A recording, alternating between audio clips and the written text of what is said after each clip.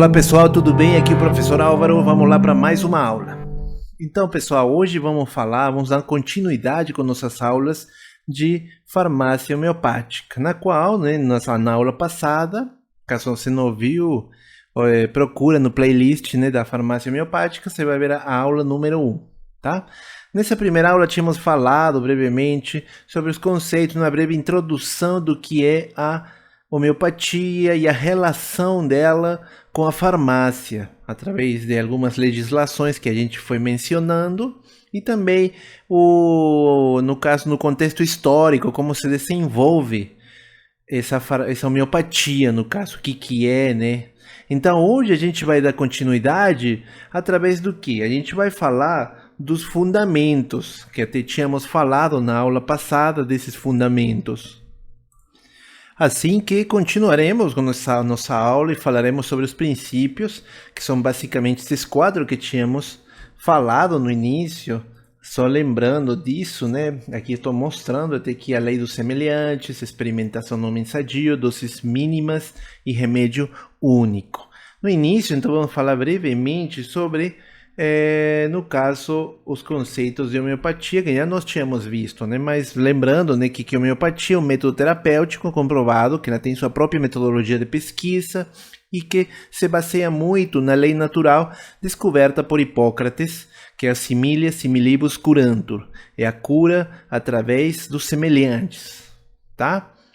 E isso, como estamos falando, no caso ela tem um sistema científico já contextualizado e além filosófico bem determinado, na qual a experimentação clínica de drogas e de medicamentos homeopáticos no homem sadio para depois aplicar no homem doente, no caso, tá? Esses princípios de homeopatia que nós até tínhamos mencionado são a lei dos semelhantes, a experimentação no homem sadio, as doses mínimas e o remédio único, no caso. Lembrando que o criador dessa homeopatia foi Samuel Hahnemann, né? E, no caso, ele fez a lei das semelhanças, das similitudes, né? Que quer dizer que uma substância que é capaz de provocar algum sintoma num paciente em doses mínimas também pode curar ele, no caso, tá, pessoal? Primeiro vamos analisar a lei dos semelhantes, né, também chamado como princípio da similitude, que tínhamos acabado de falar. Os precursores, obviamente, já tínhamos explicado bem, Hipócrates, Paracelso, através das pesquisas deles. E somente só foi Samuel Hahnemann, que descobriu, né, o mecanismo, tanto que tem até farmacologia homeopática, que nós estaremos falando nas próximas aulas. Beleza? Então, o que baseia basicamente essa lei dos semelhantes? Obviamente, pode ser baseada em qualquer substância que, como nós tínhamos falado, possa provocar em um homem sadio sinais, sintomas, mas em níveis, né, determinados, e que essas mesmas dosagens possam serem aplicadas a um paciente que tem um quadro mórbido semelhante. Tá? Obviamente não vai apresentar as lesões, com exceção das lesões irreversíveis, no caso. A gente tem que entender também dessa lei dos semelhantes que primeiro você tem que conhecer bem a droga que você vai aplicar para fazer um medicamento homeopático. Então, tem que ter a lei da experimentação que fez Hahnemann nele próprio para você ter um sucesso e conhecer a droga perfeitamente. Para isso, vamos avaliar a patogenesia, né, no caso, que ele é o conjunto de sinais e sintomas que são apresentados, no caso, pelo paciente, quando ele é exposto a uma determinada substância medicinal, né, é aquela lei de experimentação que a gente vai falar. Então, assim, quando acontece esse confronto entre essa droga e um paciente sadio, obviamente o organismo vai reaccionar, vai produzir sintomas. Aí vai ter outro trabalho, né, no caso da dosagem, que tem que ser avaliada. Agora, quando a gente fala da patogenesia, tem que ter em conta, né, que ela é um conjunto de sinais e sintomas. Lembrando, né, que os sinais, no caso, é qualquer manifestação que possa ser percebida pelos sentidos do observador, no caso a gente, né? Ou detectada através de aparelhos ou equipamentos. Por exemplo, como se for a febre, as manchas, vermelhidão, odor. Agora, o sintoma já é uma manifestação subjetiva que normalmente é relatada pelo paciente. E aí o observador, no caso, né, o profissional da saúde, ele vai ter conhecimento.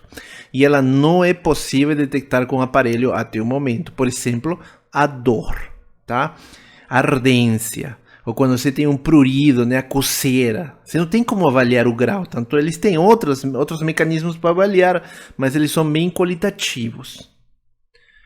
Beleza, então agora vamos ver o similimum, né, que é a palavra que tem a ver com semelhantes, né? O que é o similimum? O similimum é um remédio que vai atingir toda a totalidade dos sintomas de um homem doente.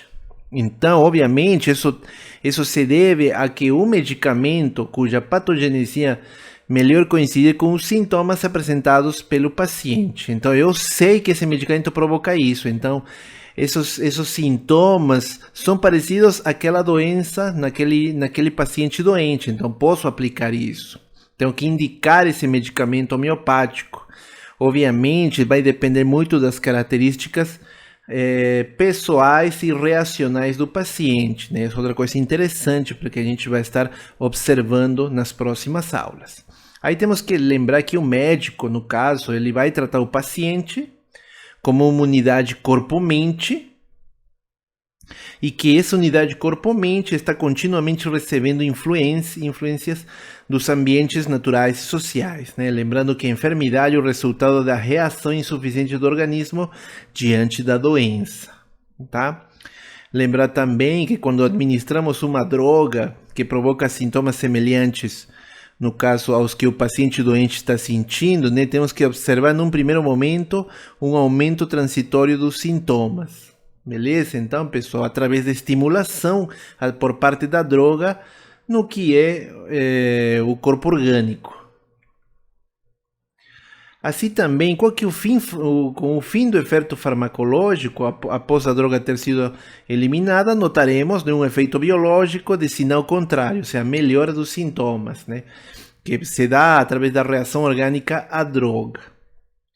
Como nos medicamentos homeopáticos, a droga e a doença provocam sintomas semelhantes, obviamente vai ter um aumento sincrônico da reação orgânica, que vai proporcionar a melhora ou a cura desse paciente. Tá? Aqui vamos colocar um exemplinho desse similismo, né, do medicamento, que só estamos falando da lei dos semelhantes. Aí temos uma consulta, né, com o médico homeópata, no caso um terapeuta homeópata, na qual o paciente relata frequentes hemorragias nas fezes, diarreias explosivas, gosto amargo na boca, sensação de sufocamento, com falta de ar à noite.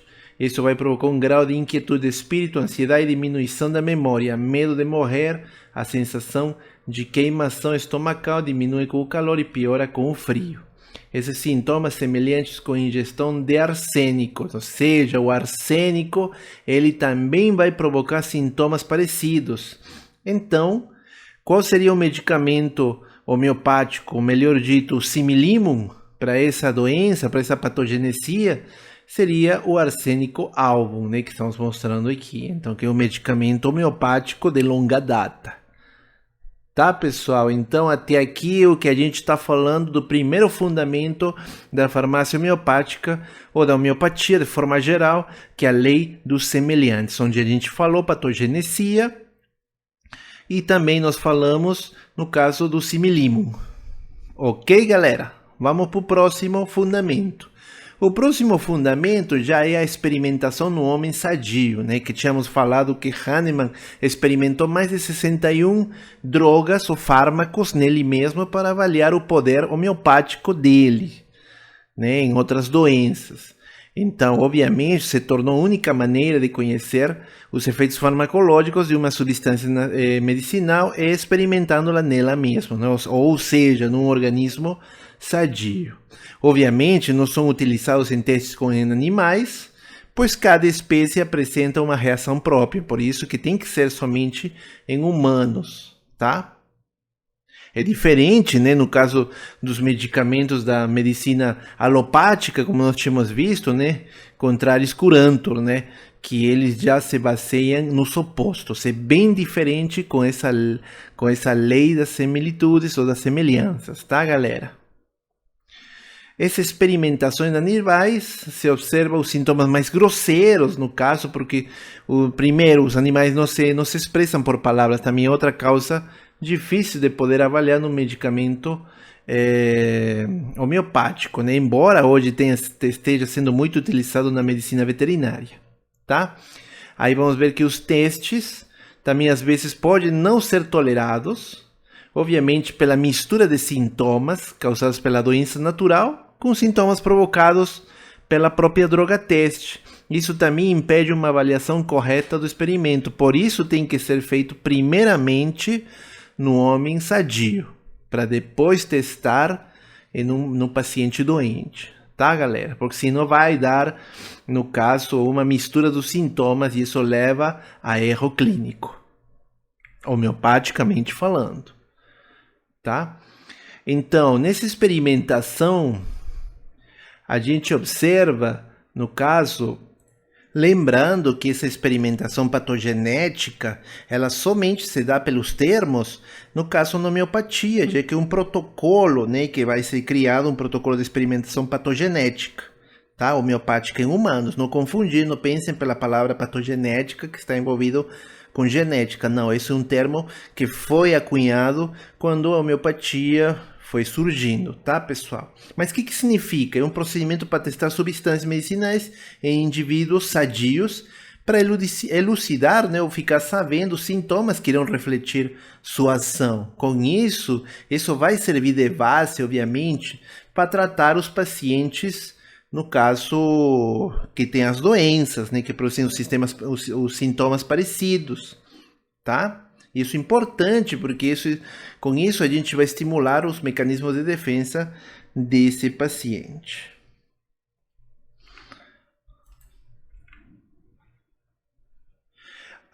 As drogas também devem ser testadas nas doses tóxicas e, obviamente, observar os sintomas físicos, né? Que pode ter hipóxia, pode ser hipotóxica e dinamizadas. Hipotóxicas e dinamizadas, então esses sintomas emocionais e mentais. Assim mesmo, esses sintomas físicos, emocionais e mentais aparecem com uma maior riqueza de detalhes quando você vai analisar essa nova droga, né? Aí vem a dinamização, lembrando, a dinamização é a diluição, no caso dessa droga, que também aí você pode observar que tem mais facilidade uma variedade de sintomas altamente refinados e específicos. Então a dinamização, a experimentação é importante para descobrir os efeitos farmacológicos, homeopaticamente falando, desse fármaco. Então a gente também se utiliza muito na homeopatia o protocolo de pesquisa, que é método duplo cego. Obviamente vai se iniciar com a administração da substância a ser testada em doses ponderais. Depois de anotados todos os sintomas, obviamente, né, tem que ser relatado, e que se passa à dose seguinte. E assim, que essa dose seguinte é uma dinamização, então uma diluição mais potente que a anterior. E assim se vai. A cada dinamização vai se anotando no caso, os sintomas, tá? Você vai observar que os sintomas vão sendo, no caso, anotados, né, para cada uma das doses. E isso envolvendo aquilo que tínhamos falado agora há pouco, né, que são as três esferas: física, emocional e mental, tá? As patogenesias são compiladas, obviamente, em livros denominados Matérias Médicas Homeopáticas, que hoje a gente conhece como farmacopeias. Agora entramos na parte das doses mínimas.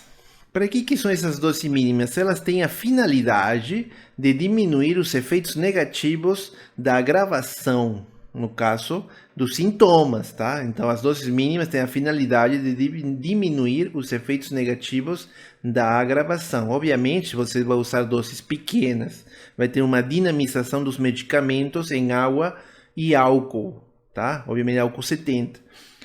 E isso vai depender muito, no caso, das proporções que foram determinadas, né? Aí que quando a gente observa esse uso dessas doses mínimas, observamos que o medicamento não era forte o suficiente para produzir a agravação dos sintomas, então não era capaz de promover satisfatoriamente a reação orgânica. Lembrando que a reação orgânica é o efeito farmacológico, é o aumento do mecanismo de defesa desse paciente. Então, se você fazer essas doses, depende muito das doses mínimas para alcançar esse efeito. Además de que você está diluindo esse medicamento, essa droga, né? Você passa a imprimir agitações violentas. Obviamente que é uma parte importante na manipulação desses medicamentos, que são as sucusões, tá? Sucusões, como tínhamos falado em outras aulas, ela é simplesmente agitação, só que um termo muito utilizado na homeopatia. Aí se observava que com as sucusões diminuía a agravação dos sintomas e dos efeitos tóxicos e um aumento da reação orgânica. Então essas sucusões foi o que aumentou mais o efeito farmacológico homeopático dessas drogas. Obviamente em doses mínimas. Então, a partir disso, se começou com as diluições infinitesimais e potencializadas pelas fortes agitações. Isso vai depender, no caso, né? Pode ser 100 vezes, 50 vezes, dependendo. Você vai ter essa diluição do insumo ativo, né, ou da droga, e vai ser intercalada, que você vai trocando, né, pelas sucusões, você vai fazendo essa diluição, vai fazendo as sucusões, né, no caso, tudo isso atinge o que eles falam uma progressão geométrica, o que promove uma diminuição da sua concentração química e um aumento da ação dinâmica, tá? Ação dinâmica para ela, para estimular a reação do organismo na direção da cura, tá, pessoal? Temos agora o remédio único, que é outro dos fundamentos da medicina ou da farmácia homeopática, né? Isso se dá porque Hahnemann ele testava apenas uma droga por vez na experimentação patogenética. Lembrando que experimentação patogenética está envolvido com homeopatia, tá, pessoal? Não confundir. Tá? Então aí ele falava que ele só mudava a prescrição quando o quadro sintomático sofria uma alteração. E depois que o primeiro medicamento administrado já não atuava no organismo do doente. Tá? Então, só nesses casos que mudava. Para isso, obviamente, ele precisava fazer uma pesquisa na matéria médica homeopática e na patogenia capaz de cobrir a totalidade dos sintomas do momento, tá, pessoal? Lembrando que o médico, né, homeopata, ele procura sempre individualizar o quadro sintomático para encontrar o similimum, tá? Lembrando que era o similimum, né, pessoal?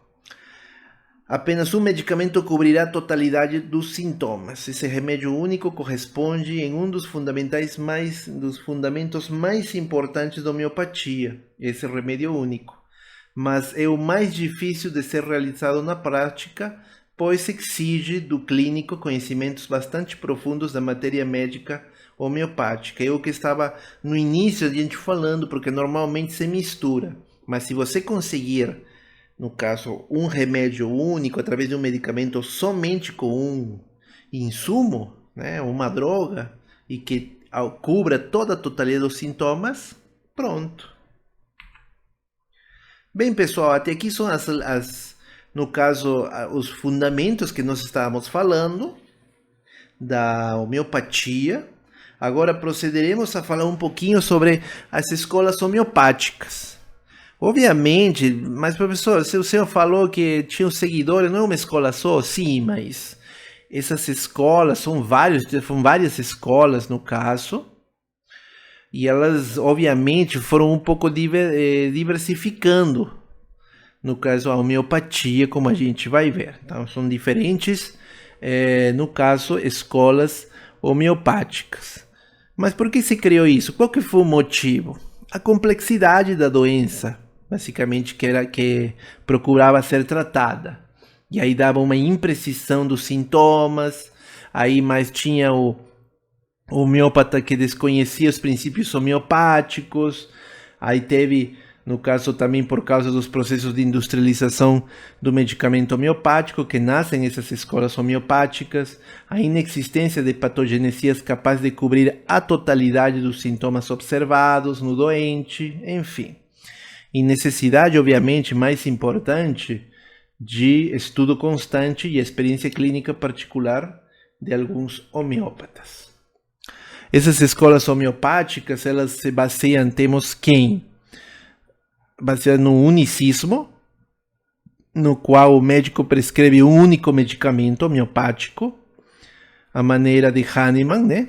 É uma das principais, com base na totalidade dos sintomas do doente, né? Ou seja, ele prescreve o similimum, né? Único, por isso se chama escola homeopática unicismo.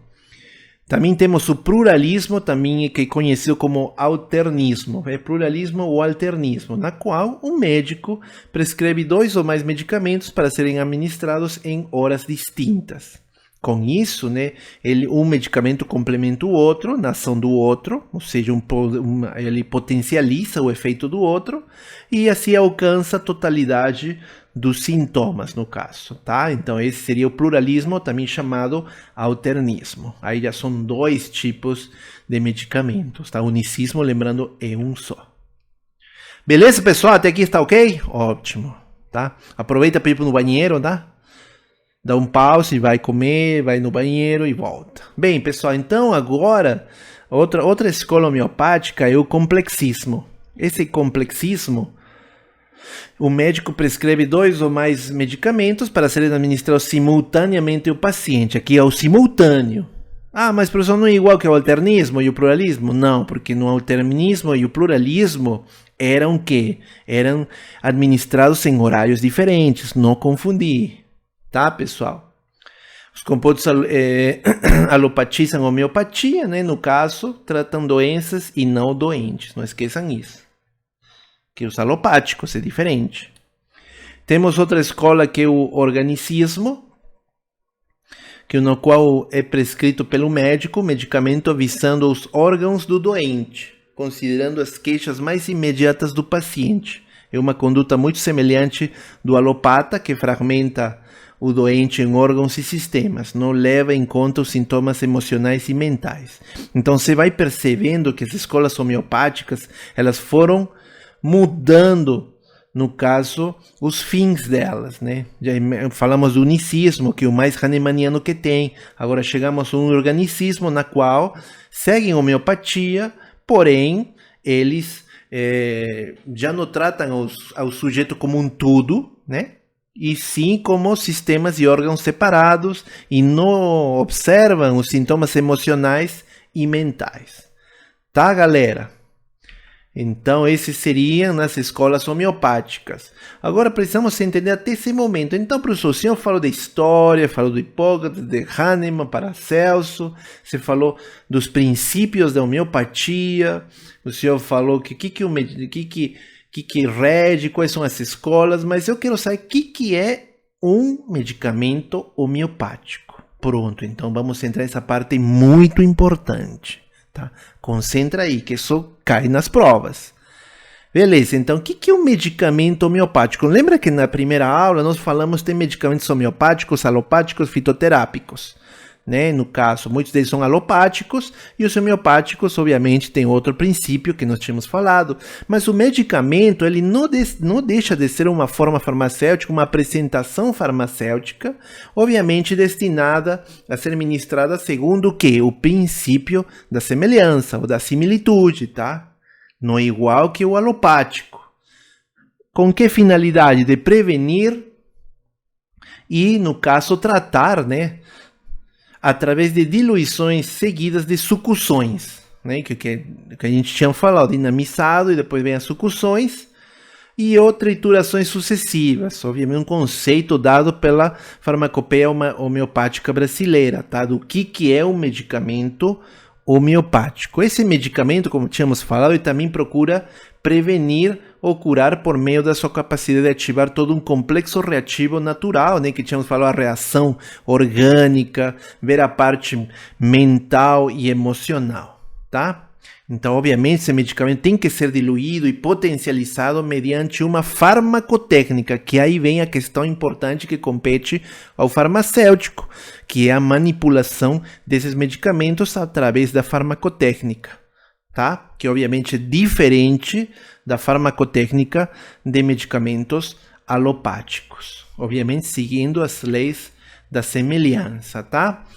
Obviamente, não é suficiente que as substâncias originais e as preparações básicas sejam apenas diluídas e potencializadas pelos métodos de dinamização, obviamente, tá? Para serem considerados medicamentos homeopáticos.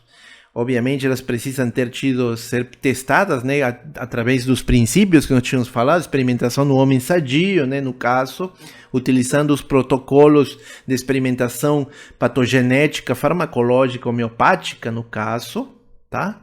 Tudo seguindo os fundamentos, viu, pessoal? Tá? Então, agora vamos falar um pouquinho sobre esses conceitos e definições. Tá, galera? Porque a gente foi falando umas palavrinhas, né? Alguns terminhos, mas o que é? Se a gente vai falar, o que é sucusão, né? A gente falou que é agitar. Obviamente, ele vai muito além do que agitar, é uma agitação vigorosa e tem um ritmo, ela tem que seguir um ritmo, no caso, tá? E isso, obviamente, vai ser para fármacos sólidos e líquidos, solúveis e dissolvidos em insumo inerte adequado. Esse é um termo, sucusão. Temos também a trituração. A trituração consiste na redução do fármaco a partículas menores por ação mecânica, né? Obviamente, a gente vamos utilizar o grau de porcelana, enfim. Aí, utilizando, né, com lactose como excipiente, obviamente com o objetivo de solubilizar, diluir e dinamizar o mesmo, tá? Através da trituração. O que é a dinamização? Nós falamos, né, dinamização é o resultante, é uma diluição, mas a gente fala que o resultante do processo de diluições seguidas de sucções e ou triturações, ou seja, é todo o processo, tá? Que se inicia com a diluição, no caso, seguida das sucções, que é uma agitação, e as triturações, né, no caso. E o insumo ativo é a droga ou fármaco, mesma coisa, que se constitui no ponto de partida para a preparação do medicamento, no caso, homeopático. Isso aqui é todo homeopático, viu, pessoal? Não esqueça. E aqueles conceitos básicos que vocês lembram, no caso, né? Vocês estão vendo agora, né? Eu acabei de ver em farmacologia, o que é uma droga e o que é um fármaco, né? São coisas totalmente diferentes, né? Droga, uma matéria-prima de origem mineral, vegetal, animal ou biológica constituída por um ou mais fármacos. A folha de maconha, um exemplo claro. Os medicamentos também são, né? E temos os fármacos, para um produto ou substância que em contato introduzido no sistema biológico com finalidade terapêutica ou preventiva modifica uma ou mais das suas funções, tá, pessoal? E tem ainda o que é um medicamento, né? Mas aí outra coisa, a gente já viu isso, né? Agora. O que é o insumo inerte? O insumo inerte é uma substância complementar de qualquer natureza, desprovida de propriedades farmacológicas, né? Podemos falar que o veículo, né? O incipiente, que serve como material de outra origem destinado ao acondicionamento de formas farmacêuticas. E o que é uma forma farmacêutica? São preparações resultantes da manipulação de insumos ativos e inertes. Então, uma forma farmacêutica vai sair da soma de um insumo ativo e um inerte, de acordo com as regras ou os fundamentos da farmacotécnica, viu, pessoal? E as escalas? A gente fala um pouquinho das escalas que a gente vai ver ao longo dessa disciplina, né, que são proporções, obviamente, entre o insumo ativo e o insumo inerte. Vamos falar aqui quais são esses insumos ativos e quais são esses insumos inertes. Obviamente, elas vão ser dinamizadas segundo a que escalas? Quais escalas? Centesimal, 100, decimal 10 e 50 milesimal, no caso, né, 50. Aí temos a potência, que é o poder medicamentoso da droga ou fármaco desenvolvido através da dinamização. Então, cada medicamento homeopático ele vai ter um nível de potência, tá, pessoal? E você vai observar a escala dele, quais são os ativos inertes, os ativos no caso, os princípios ativos, né, no caso. E quase para terminar, estou mostrando os métodos de preparo. Obviamente, uma parte assim, bem tranquila, né, essa questão, né, quando a gente for para o laboratório, observar como são essas diluições, essas dinamizações através dos métodos hahnemannianos, né? A gente vai ter um pouquinho de cálculo, mas é quase nada, tá, pessoal? É bem tranquilinho. Beleza? Então, pessoal, aqui deixo as referências, tá? Não esqueçam que essa aula está no meu canal de YouTube, deixa o clique aí, clica o Álvaro Galdo, se inscreve no meu canal, deixa o like dessa aula e qualquer dúvida a gente se encontra pelo grupo do WhatsApp ou na próxima aula nessa semana. Tá, pessoal? Um abraço e tchau, tchau.